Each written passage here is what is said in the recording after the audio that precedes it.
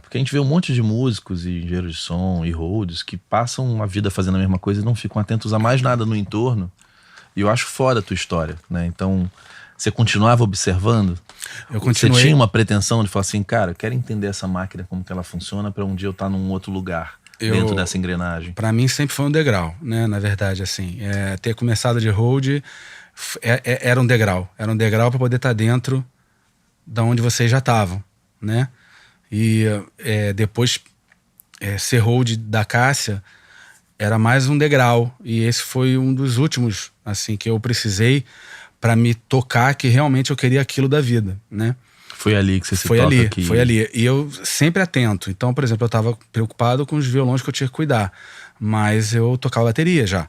Então, se precisasse, eu resolvia alguma situação da bateria, por exemplo. E o curioso era que eu gostava de ficar com o Aurélio. Muito. Então, o meu setup todo ficava do lado do Aurélio. E aí eu comecei a implementar umas coisas que eu vi os gringos usando, né? Que era uma caixinha AB-Box, para você trocar um violão pro outro. Um preamp que eu mexia, ela não precisava mexer. Porque a Cássia não queria mexer com nada. A hora que eu botei um afinador lá e falei, aí você aperta isso daqui, ela falou, não vou fazer isso não, velho. Aí eu falei, não, você aperta só pra você conferir a afinação. Não vou fazer não, velho. Você faz e me dá lá, mas eu não quero entrar no palco toda hora. Era uma preocupação minha, não entrar no palco toda hora.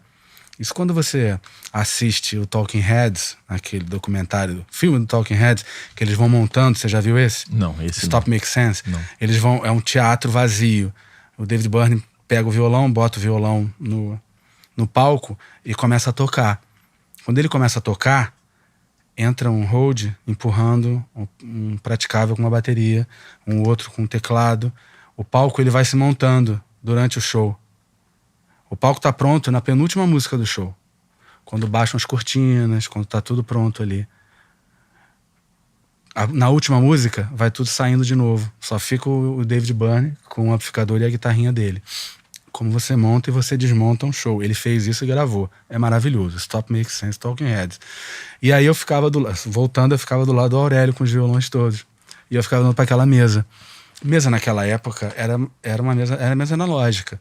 Era uma matriz. Não tinha como salvar a cena de show. Não sei exatamente se você não conseguia salvar, se talvez você conseguisse salvar alguma coisa, mas ela era uma matriz. O canal tá aqui, a via do músico tá aqui, a equalização tá aqui. Né? Equalização, imagina, eu tô falando de uma maneira simples, operacional.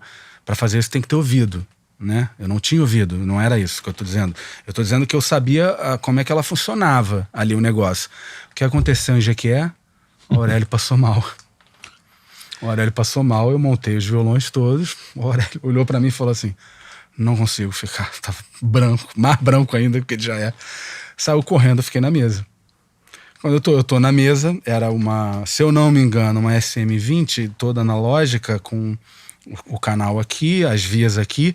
Eu não mexia nas equalizações. Mas pelo menos você eu sabia não sabia mandar. mexer. E era isso que precisava ser feito naquela hora. Então eu tava lá, quando eu tô assim, eles Valtinho, a Cássia olha pro lado, toma um susto. Eu falei assim, vamos nessa, velho, vamos nessa. E não é assim, muito pânico. inseguro, né? Um show em Jequié, olha só isso. Era aquilo, ela ia tirar o violão de 6, ia entrar com o violão de 12, muta o violão de 6, abre o violão de 12 e tal, porque eu tinha visto o Aurélio fazer aquilo. E eu... não é que eu queria... eu não estava afim de fazer aquilo, não era a minha ambição, não era essa, não era a minha vontade, mas eu sabia fazer se precisasse, precisou, aí eu fiz. Então eu já tinha feito o hold, aí já tinha feito o sonzinho ali.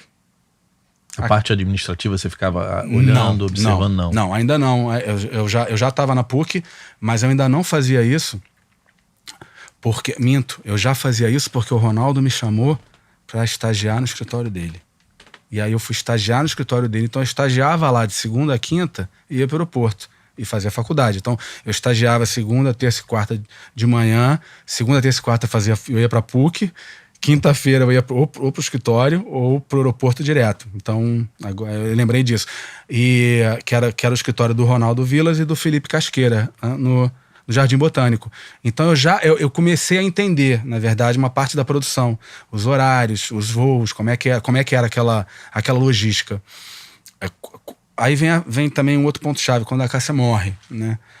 Quando a Cássia morre, eu fiquei 6 meses, assim, eu queria ficar mais tempo, mas eu falei, que baque pra todo mundo, né? E eu tava na hora, eu fui o primeiro a receber a notícia, e fui quem deu a notícia pro Walter, pro Valtinho e pro Fernando, que eram os mais antigos, os melhores amigos dela, lá em Laranjeiras. Foi um baque muito grande, né? Ninguém esperava aquilo, a gente vindo de uma turnê maravilhosa, todo mundo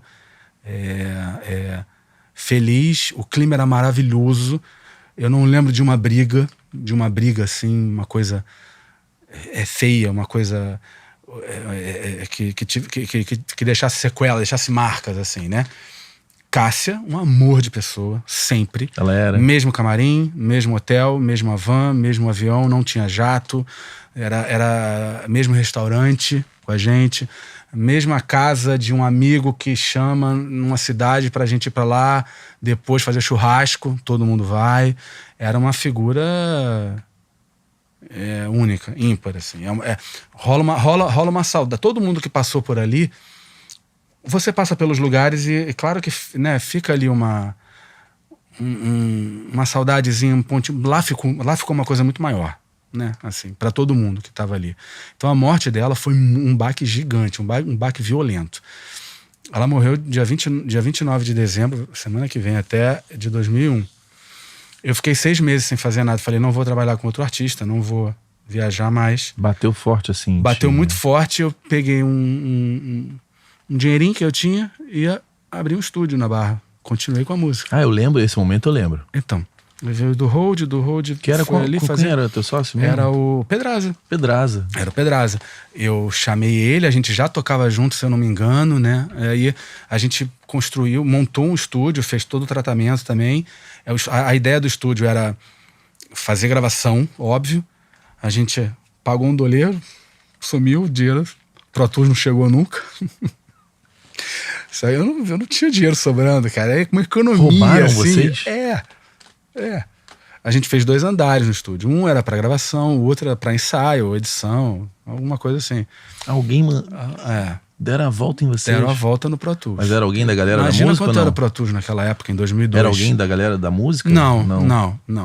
Eu não faço a mínima ideia, mas quanto era um Pro Tools em 2002, né? Era muito dinheiro. 2002 era muito dinheiro.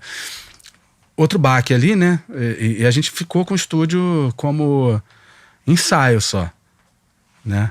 Não tinha condição de pagar outro Pro Tools, de fazer tudo de novo. Dei um gás na faculdade, isso foi bom também, né? Imagina, 8, 9 meses sem viajar, dei um gás na faculdade. O convívio na estrada, você vai fazendo network, começa a conhecer as pessoas. Me convidaram para fazer Engenheiros do Havaí. Hold no Engenheiros do Havaí, em 2002. Em 2002, Caí na estrada com Engenheiros, que é uma banda que não para, né? Toca mesmo, assim, toca tanto nas maiores casas de show, né? Tocava na época que era Engenheiros, né? Agora é o Humberto sozinho. É uma religião aqui. É uma religião, né? Falavam muito Legião Urbana, Los Hermanos e Engenheiros do Havaí, né? Tinha um pouco dessa trinca, assim, né? Difícil comparar, eu acho, Los Hermanos com Engenheiros, total, né? e são Mas tem uma épocas diferentes. São também. épocas diferentes. Mas quando eu entrei no Engenheiros, a gente viajava muito de ônibus, né? O Humberto ele gosta de viajar de ônibus. É estradeiro mesmo. É estradeiro mesmo.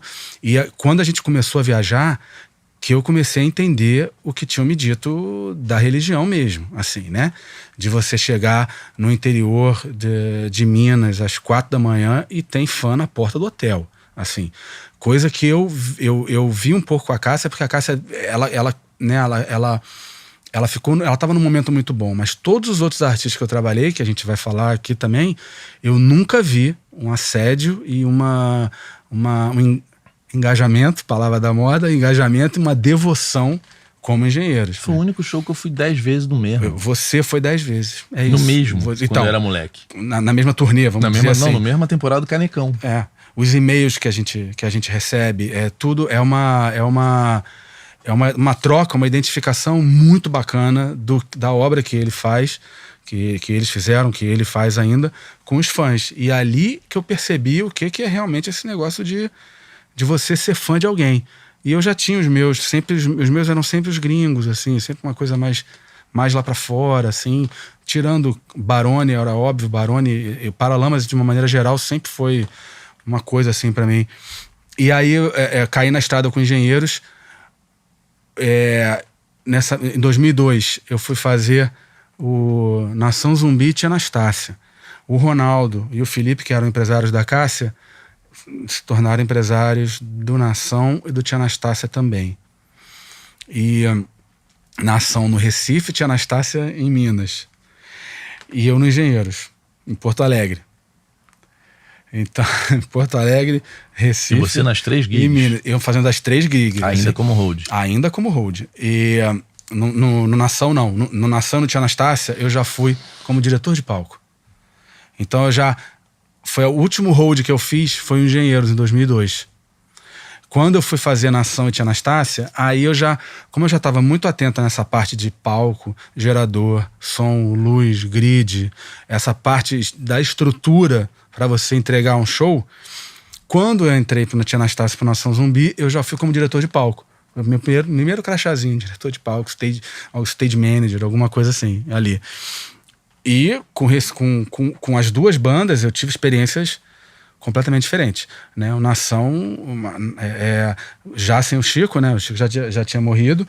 Nação, uma ode ao Nação no Nordeste, assim, muito grande, muito respeitado, né? Assim, uma banda que tem uma obra que pra mim é uma das maiores obras, assim, eu sou apaixonada por Nação, com Chico e sem Chico. Eu acho que eles conseguiram manter fora os músicos espetaculares, que é Dengue, que é Pupilo, Lúcio Maia, aquilo ali tocando, nossa. Eu lembro como eu fazia direção de palco, eu passava o som dos tambores antes dos músicos chegarem. Aqueles tambores eram uma coisa assim, cara, que tremia a tua pele. De novo, eu falei, eu tô no caminho certo, era isso que eu queria. Cara, quando esses negócios mexem comigo, mexe mesmo, é porque eu tô indo ali, tá certo pra mim. Fiquei com Nação um bom tempo, fiquei com Tia Anastácia também um bom tempo, o Tia Anastácia rodando muito interior de Minas, fazendo bastante coisa, gigs grandes, né? Tia Anastácia também, como Nada Pessoal, 2 vocalistas também, né? Nação, 1 vocalista, mas trocava toda hora entre eles ali, então era uma logística dentro do palco bacana de se fazer, né? Assim, porque entra um daqui, sai um daqui, esse aqui vai pra bateria. De público completamente diferente, completamente diferente. Completamente. Nação foi no Joe's Holland, né? Cara, uma banda, né? Poucos artistas brasileiros, assim, não alternativo, sei lá que palavra é essa, mas foram no Joe's Holland, assim, sabe? Pô, o cara ficou de cara, assim, né? Com aquele palco redondo lá. E aí fiz, em 2002, Engenheiros, Nação e Tia Anastácia. Quando foi em 2000, no final de 2002, o Guilherme Arantes precisava de um hold que fizesse monitor. Essa nosso amigo vai rir lá dentro. E aí alguém me perguntou. Aí você falou sim? Eu falei, eu não sabia mexer na mesa de monitor. Mas eu lembrei do Aurélio em Jequié. Falei, eu vou me enfiar, cara, nessa mesa aí. Repito, a mesa não era digital, não era cheia de caminho que você tem que fazer, não era. Naquela época a mesa era uma matriz. Se você entendeu a matriz, você tem um ouvido legal, você vai sobreviver ali. E era isso que eu queria mais um degrau, entendeu?